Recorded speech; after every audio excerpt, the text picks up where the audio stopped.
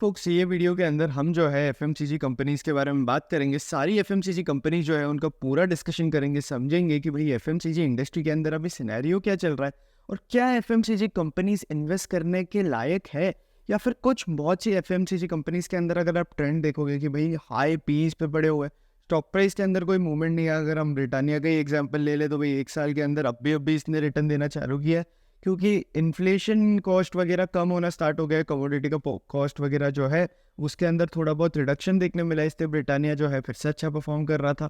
और इसके साथ साथ आपकी जितनी भी एफएमसीजी कंपनीज होती है उनके ऊपर रूरल डिमांड का जो है एक बहुत बड़ा इफेक्ट पड़ता है। अगर आप देखोगे तो जैसे जैसे थोड़ा बहुत बोल रहे हैं कि भाई रूरल डिमांड के अंदर जो है हमें सर्वाइवल देखने मिल रहा है अभी, तो एफएमसीजी कंपनीज ने ऑटोमेटिक थोड़ा बहुत जो है वो रिटर्न देना चालू कर दिया। लेकिन हर कंपनी जो कि टेम्पररी रिटर्न दे रही है वो अच्छी भी नहीं होती है। तो हम सारी एफएमसीजी कंपनी जितने भी इसके पीएस है, बीट आपका नेस्ले, बीट आपका ब्रिटानिया, आपका एचयूएल, फिर उसके बाद आपके नए स्मॉल कैप प्लेयर्स की बात करें, मिड कैप प्लेयर्स की बात करें तो भाई बेक्टर फूड्स हो गया, बिकाजी फूड्स हो गया, इनका पूरा प्रॉपर डिस्कशन करेंगे। इसके साथ साथ हम जो है वरुण बेवरेजेस का भी इस वीडियो के अंदर डिस्कशन करेंगे, समझेंगे कि भाई एफएमसीजी कंपनीज जो है इनके अंदर अभी डिमांड सिनेरियो क्या चल रहा है और आखिर चल क्या रहा है एफएमसीजी कंपनीज के अंदर, और क्या ये एफएमसीजी कंपनी जो है आपके इन्वेस्टमेंट की वर्थ इट है क्या। अब क्यों वर्थ इट है, क्योंकि आप कैपिटल तो लगा के रखोगे और कोई स्टॉक जो है वो रिटर्न नहीं दे रहा है तो वो तो पॉइंटलेस हो जाता है। अगर हम कोई भी स्टॉक की बात करें, बेसिक आइडियोलॉजी की बात करें, तो कोई भी स्टॉक आपको मैक्सिमम केसेस में रिटर्न कब देता है? कोई भी स्टॉक आपको रिटर्न देगा जब उसके अंदर जो है वो सेल्स ग्रोथ आएगी। सेल्स ग्रोथ और टॉप लाइन ग्रोथ, ये जो है सबसे बड़ा रीजन होता है सेल्स ग्रोथ या टॉप लाइन ग्रोथ वाला, कि जो आपके स्टॉक को जो है वो रिटर्न लेकर आएगा, आपके स्टॉक प्राइस के अंदर जो है हमें रिटर्न देखने मिलेगा। बीट अगर हम वेक्टर फूड्स का एग्जाम्पल ले लें तो जहाँ सारे एफएमसीजी स्टॉक जो है बिल्कुल रिटर्न नहीं दे रहे, वेक्टर फूड जैसे जो स्टॉक्स है वो 49% का रिटर्न दे चुके हैं 1 साल के अंदर। तो भाई आपका जो ये वाला फैक्टर है, अर्निंग्स ग्रोथ वाला फैक्टर, वो सबसे ज़्यादा इंपॉर्टेंट हो जाता है। और अगर मैं एफएमसीजी स्पेस के अंदर देखूँ तो वेक्टर फूड्स जो है, वेक्टर फूड्स के कल ही रिजल्ट्स आए Q2 FY25 के, तो वेक्टर फूड्स अगर मैं देखूँ तो सबसे अच्छा परफॉर्म कर रहा है, क्योंकि ये जो है अपनी सेल्स ग्रोथ जो है कंसिस्टेंटली 18-19% के आसपास पे अपनी सेल्स ग्रोथ जो है, टॉप लाइन जो है वो ग्रो कर रहा है।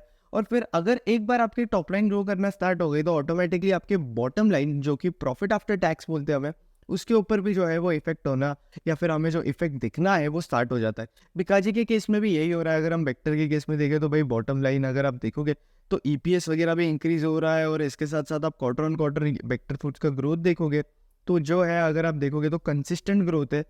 जून 2023 से सितंबर 2024 तक अगर आप देखोगे तो हर एक क्वार्टर में 17 to 24% के बीच में जो है हमें जो है वो ग्रोथ परसेंटेज जो है वो देखने मिल रही है। और वेक्टर जो है कंसिस्टेंट प्लेयर है, 19-20% 18% के आसपास जो है अपनी सेल्स जो है वो ग्रो करते जा रहा है। सेम इस केस विद बिकाजी। अब बिकाजी भी है आपके एफएमसीजी कंपनीज के अंदर सबसे ज़्यादा फास्ट ग्रोइंग प्लेयर लगता है मुझे, जो कि अपनी सेल्स वही अपने 20% के आसपास जो है वो ग्रो कर रहा है। अगर आप देखोगे तो बिकाजी का भी पेस ऑफ ग्रोथ रेट जो है वो वही है, 20% के आसपास जो है वो जाकर पहुंच चुका है। चलो ठीक है, बट अब प्रॉब्लमेटिक कंपनीज कौन सी हो गई? प्रॉब्लमेटिक कंपनीज एफएमसीजी के इंडस्ट्री के अंदर आपकी वही बड़ी बड़ी बिग जायंट कंपनीज है। अब बिग जायंट कंपनीज के अंदर प्रॉब्लम क्या है? अगर हम नेस्ले की बात कर ले तो नेस्ले के अंदर सेल्स ग्रोथ हुई है सिर्फ 5%, नॉट अ जोक भाई। इंडिया का जीडीपी ग्रोथ इससे ज़्यादा बेटर है। अगर आप देखोगे तो नेस्ले के अंदर सेल्स ग्रोथ हमें देखने मिलती है 5% ट्रेलिंग 12 मंथ्स पे। और अगर हम year on year number compare करें तो भाई 8%, 9%, 3%, किसी टाइम 1%, किसी टाइम तो वो कम ज़्यादा जो ग्रोथ के जो नंबर्स है वो होते रहते हैं। तो अगर आप देखोगे तो मैक्सिमम एफएमसीजी कंपनीज, अगर आप अर्निंग्स के अंदर ग्रोथ देखोगे तो भाई अर्निंग्स के अंदर वही ग्रोथ मतलब नेस्ले का जितना है आपका वैल्यू ग्रोथ भी हो रहा है और इसके साथ साथ आपका वॉल्यूम ग्रोथ भी हो रहा है। नेस्ले जो है अपने वॉल्यूम ग्रोथ के ऊपर बहुत ज़्यादा फोकस कर रहा है। इनफैक्ट सिर्फ नेस्ले ही नहीं, आपका एचयूएल भी हो गया या फिर आपका दूसरी बड़ी एफएमसीजी कंपनी हो गई, तो वो सारी जो कंपनीज है जैसे कि ब्रिटानिया, तो ब्रिटानिया भी अपने वॉल्यूम ग्रोथ के ऊपर जो है वो बहुत ज़्यादा फोकस कर रही है। अब मैक्सिमम जो एफएमसीजी कंपनीज हमने ली है सब सेम ही कैटेगरी के अंदर फॉल करती है। जैसे कि हम नेस्ले की बात करें तो ये आपके सारे एफएमसीजी प्रोडक्ट्स बनाती है। बीट आपका ये हो गया, बिस्किट्स हो गया, चॉकलेट्स हो गई, तो ये सारे प्रोडक्ट्स जो है नेस्ले वगैरह बनाती है। मैगी वगैरह भी नेस्ले के अंडर ही आता है। ये सारे जो है नेस्ले के जो है वो प्रोडक्ट पोर्टफोलियो। चलो ठीक है, मान लिया। फिर उसके बाद ब्रिटानिया का क्या करता है? ब्रिटानिया जो है आपके बिस्किट्स वगैरह सेल करता है। ब्रिटानिया का भी प्रोडक्ट पोर्टफोलियो अच्छा खासा है। और एक और ट्रेंड जो हमें एफएमसीजी कंपनीज के अंदर देखने मिल रहा है कि भाई प्रीमियमाइजेशन के ऊपर अच्छा खासा फोकस है, बहुत ज़्यादा फोकस है प्रीमियमाइजेशन के ऊपर। सारी एफएमसीजी कंपनीज अपने कॉन कॉल के अंदर बोल रही है। आपका वरुण बेवरेजेस भी इसके बारे में ही बात कर रहा है कि प्रीमियमाइजेशन के ऊपर स्कोप है। अब वरुण बेवरेजेस अगर हम नॉर्मल एफएमसीजी कंपनीज को कंपेयर करेंगे तो थोड़ा अलग कैटेगरी के अंदर आके गिरता है। बिकाजी भी जो है वो अलग कैटेगरी के अंदर आकर गिरता है, बट स्टिल एफएमसीजी कंपनीज है, मतलब ये उस कैटेगरी के अंदर ही मैं इसे रखना चाहूँगा क्योंकि ये कंपैरिजन वगैरह के लिए ईजी पड़ जाता है। तो अगर हम अभी बात करें ब्रिटानिया की, तो भाई ब्रिटानिया भी जो है प्रीमियमाइजेशन के ऊपर बोल रहा है। इनफैक्ट आपका नेस्ले वगैरह भी जो है वो प्रीमियमाइजेशन के ऊपर फोकस कर रहा है। अगर आप देखोगे तो इनके कमोडिटी कॉस्ट के जो है कमोडिटी कॉस्ट वगैरह है, अब ये कॉस्ट के अंदर जो है पहले इन्फ्लेशन होते हुए दिख रहा था, अब इन्फ्लेशन होते हुए दिख रहा था, जो कि एक बहुत बड़ा फैक्टर है। तो इनके मार्जिन्स के अंदर थोड़ा बहुत प्रॉब्लम्स जो है हमें देखने मिल रहा था। अगर आप देखोगे तो मार्जिन्स फ्लक्चुएट हो रहे थे 16% से 18% के बीच में। तो जितना ज़्यादा आपका कॉस्ट इन्फ्लेशन होता है तो उतना ज़्यादा आपके कंपनी के लिए प्रॉब्लम देखने मिल सकता है, क्योंकि एफएमसीजी कंपनीज के अंदर बीट आपका ब्रिटानिया, अगर आप रूरल एरिया के अंदर मैक्सिमम बिस्किट सेल करते हो तो भाई आप रूरल एरिया है आपकी, तो आप उन्हें जो है पूरा प्राइसिंग प्रेशर नहीं पास कर सकते हो ना कि भाई ले लो आप लोग, जो है हमें जो भी कॉस्ट इंक्रीज हो रहा है तुम देख लो, तुम सब प्राइसिंग वगैरह देख लो, हम जो है वो सिर्फ हमारे प्रोडक्ट की एमआरपी बढ़ाएंगे। ऐसा नहीं होता है ना। रूरल एरिया जो होती है वो प्राइस सेंसिटिव मार्केट होता है। तो अब यहाँ अगर कमोडिटी का थोड़ा बहुत भी प्राइस चेंज हो जाता है तो सेल्स के अंदर इफेक्ट देखने मिलेगा। लोग जो है इनका प्रोडक्ट बाय करना कम कर देंगे। और इनफैक्ट आजकल तो प्रोडक्ट लॉयल्टी के नाम पे कुछ रहा ही नहीं है। इनफैक्ट नेस्ले ने भी अपने कॉनकॉल के अंदर बोला कि कंज्यूमर्स आजकल प्रोडक्ट लॉयल्टी के पीछे नहीं है, उन्हें जो है नए प्रोडक्ट्स ट्राई करने, जो उन्हें अपने प्राइस पॉइंट पे मिल रहा है वो लोग वो बाय करेंगे। और प्रीमियमाइजेशन के ऊपर मैक्सिमम एफएमसीजी कंपनीज का बहुत ज़्यादा फोकस है। अब प्रीमियमाइजेशन के ऊपर फोकस किया है क्योंकि इंडिया के अंदर लोग जो है वो प्रीमियम प्रोडक्ट्स बाय करना प्रेफर कर रहे हैं। बाइंग साइकोलॉजी चेंज हो गई है इंडिया के अंदर। लोग सोचते हैं कि भाई अगर प्राइस एक्सपेंसिव है प्रोडक्ट का, पैकेजिंग थोड़ी बहुत प्रीमियम हो गई, तो लोगों को ऐसे पर्सनली लगता है कि भाई ये प्रोडक्ट जो है कंपैरेटिवली ज़्यादा बेटर है इफ़ पे कंपेयर टू अदर प्रोडक्ट्स। तो नेस्ले भी वही कर रहा है कि मैक्सिमम ये जो है अपने प्रीमियम प्रोडक्ट्स के ऊपर जो है बहुत ज़्यादा फोकस कर रहा है। अगर आप देखोगे तो नेस्ले का जो प्रीमियम प्रोडक्ट्स का है, नेस्ले का पोर्टफोलियो भी जो है प्रीमियम प्रोडक्ट्स का वो भी अच्छा खासा बड़ा है। और नेस्ले मैक्सिमम फोकस इसी केस पे कर रहा है क्योंकि नेस्ले, ब्रिटानिया, आपका ये सारी कंपनीज, इनफैक्ट बेक्टर फूड्स भी जो है प्रीमियमाइजेशन के ऊपर बात कर रहा है। फोकस यही है कि भाई हम प्रीमियम बिस्किट सेल करें। तो ये जितना ज़्यादा प्रीमियमाइजेशन के ऊपर फोकस करेंगे, अब बहुत सारी कंपनी जैसे कि नेस्ले का maximum growth is driven by it's premium products. Being it same case with Britannia, Britannia के केस में भी भाई यही हो रहा है। और बेक्टर फूड्स की बात करें, बेक्टर फूड्स जो कि कंसिस्टेंट कंपाउंडर लगती है मुझे, क्योंकि अगर हम एफएमसीजी कंपनीज के अंदर बात कर ले तो भाई ब्रिटानिया भी आपके बिस्किट्स वगैरह सेल कर रही है। बेक्टर फूड्स के भी वही दो प्रोडक्ट पोर्टफोलियो है, मतलब दो मेन कैटेगरीज है, दो मेन सेगमेंट्स है जिसके अंदर बेक्टर फूड जो है वो काम करती है। अब बेक्टर फूड जो है कुछ टाइम से अच्छा खासा पेस पे ग्रो कर रही है, क्योंकि भाई बेक्टर फूड्स का अगर आप देखोगे तो बेस बहुत छोटा है। अगर आप ब्रिटानिया से कंपेयर करोगे तो ब्रिटानिया का जो बेस है वो बहुत ज़्यादा बड़ा है। अगर आप देखोगे, सिर्फ चेक करोगे तो ब्रिटानिया का बेस और बेक्टर फूड्स का बेस अगर आप कंपेयर करोगे तो ज़मीन आसमान का फ़र्क है, ओवर 10 टाइम्स फ़र्क है। तो ऑब्वियसली इसलिए एक्सपेक्टेशन यही है कि बेक्टर फूड्स जैसी जो कंपनीज होगी वो बेटर परफॉर्म करेगी। इसलिए आपके पास जो है वो कंपैरेटिवली, अगर आप ब्रिटानिया होल्ड करोगे या बेक्टर फूड्स होल्ड करोगे, तो बेक्टर में अगर आपका रिस्क जो है वो कंपैरेटिवली ज़्यादा होगा ना, तो आप ऑब्वियसली रिटर्न भी जो है बेक्टर से ज़्यादा एक्सपेक्ट करोगे। तो वही हो रहा है। तो सेल्स के केस में भी बेक्टर फूड्स एक्सपेक्टेड है कि वो ज़्यादा ग्रो करे, ब्रिटानिया और बाकी प्लेयर्स से बहुत ज़्यादा फास्ट ग्रो करे, क्योंकि इसका बेस जो है वो बहुत छोटा है और ये अभी भी अपने बेस वगैरह को इंक्रीज कर सकते हैं। हाई डिस्ट्रीब्यूशन से प्रॉपर डिस्ट्रीब्यूशन वगैरह अगर ये करेंगे तो इनका भी जो बेस है वो बहुत बड़े फास्ट बेस पे इंक्रीज कर सकता है।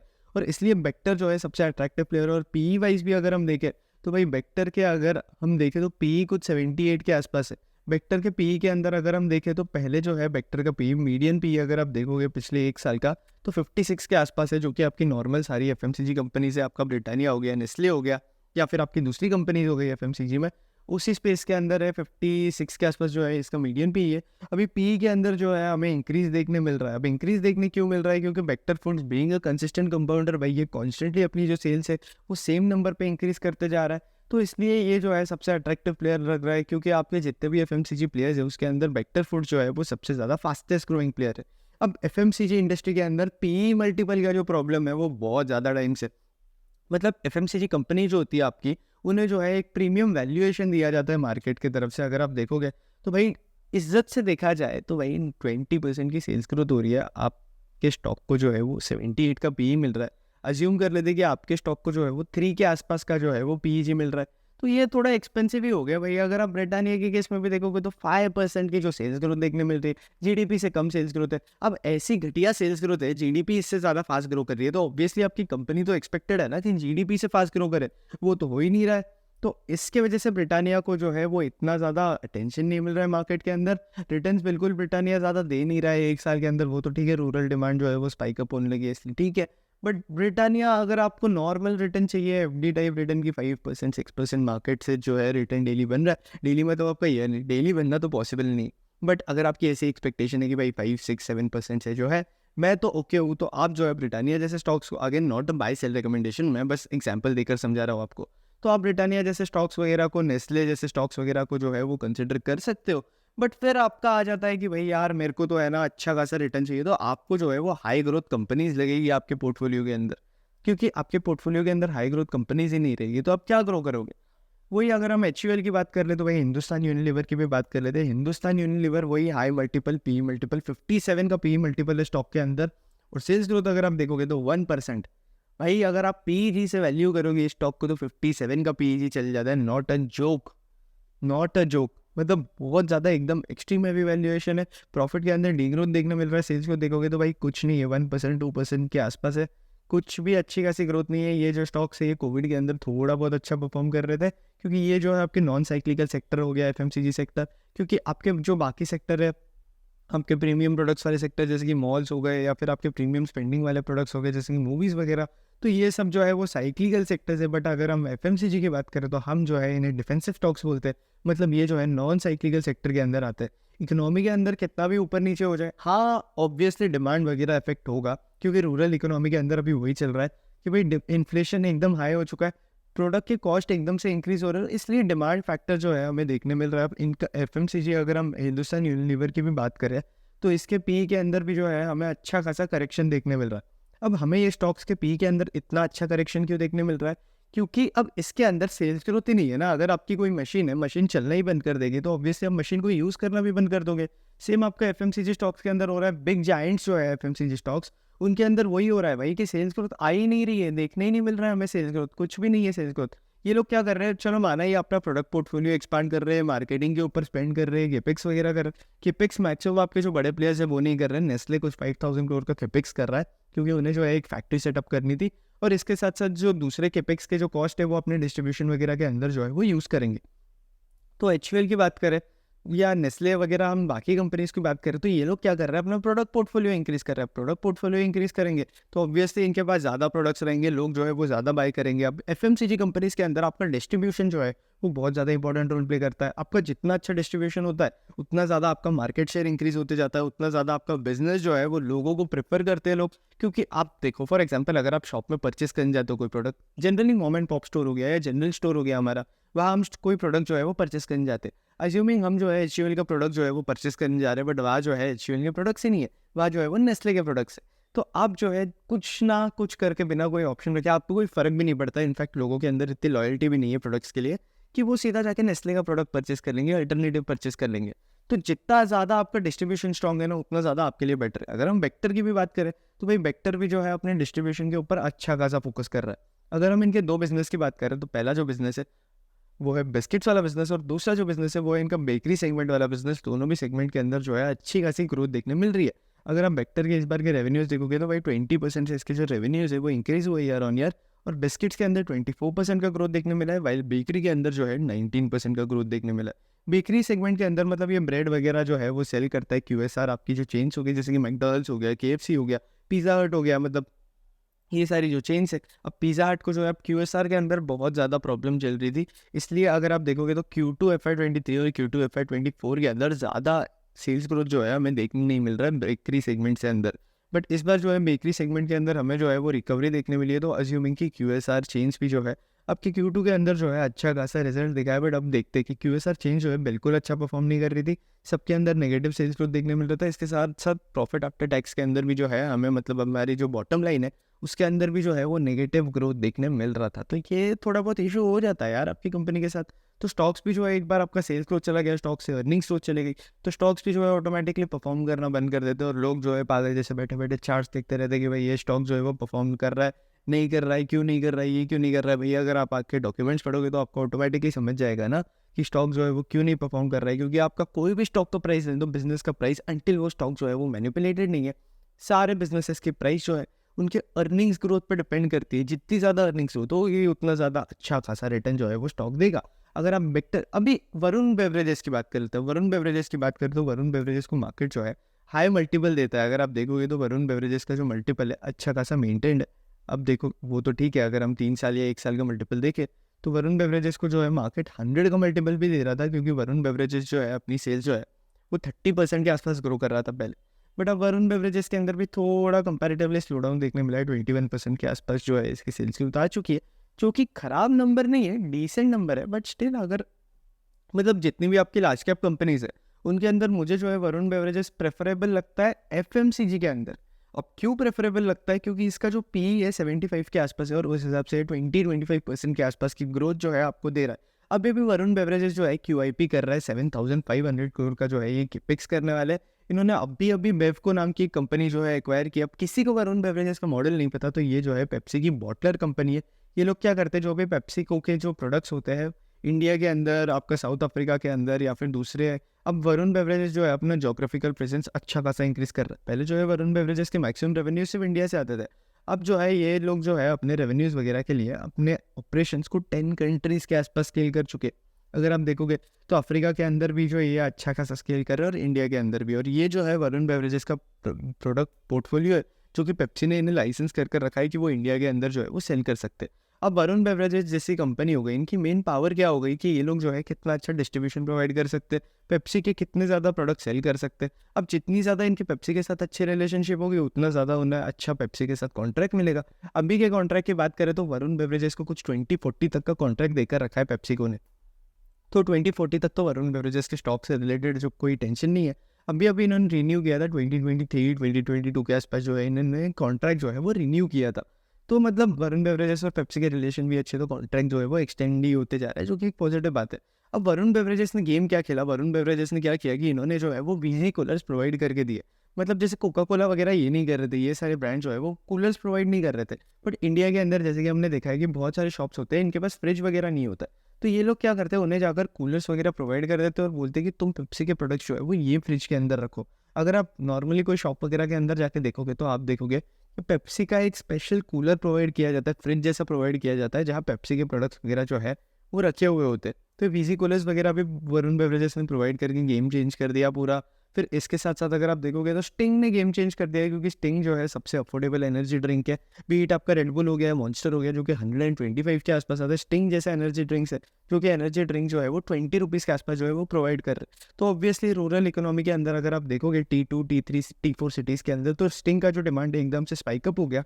बट अभी करंटली अगर हम वरुण बेवरेजेस की बात करें तो इंडिया के अंदर से जो है वरुण बेवरेजेस को भी जो है वो म्यूटेड ग्रोथ देखने मिल रही है, जो कि आपके बड़ी कंपनीज के अंदर देखने मिल रही है। वो तो ठीक है, वरुण बेवरेजेस का जियोग्राफिकल एक्सपांशन है तो इन्हें जो है 20% का सेल्स ग्रोथ जो है वो दिखा पा रहा है।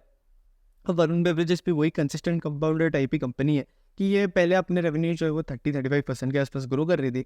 अब भी थोड़ा बहुत रिडक्शन देखने मिला है रेवेन्यूज़ के अंदर, मतलब 24% के आसपास जो है वो आ चुके हैं इसके रेवेन्यूज़।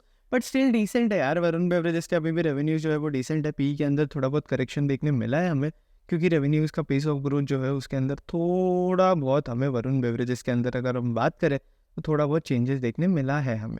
फिर उसके बाद एक और बात करें तो भाई वरुण बेवरेजेस के केस में अगर आप देखोगे तो कार्बोनेटेड ड्रिंक्स वाला जो इनका पोर्टफोलियो है वो अच्छा परफॉर्म कर रहा है, और इसके साथ साथ इनका वाटर वाला पोर्टफोलियो भी जो है वो अच्छा खासा परफॉर्म कर रहा है। अब ये लोग जो है 7,500 करोड़ का जो है वो क्यूआईपी कर रहे हैं, जो कि अभी मार्केट के अंदर सबसे बड़ा है जितना मुझे क्लिक हो रहा है। जोमेटो वगैरह भी क्यूआईपी कर रहा है, लेकिन वरुण बेवरेजेस की जो क्यूआईपी है वो सबसे ज़्यादा है मेरे हिसाब से।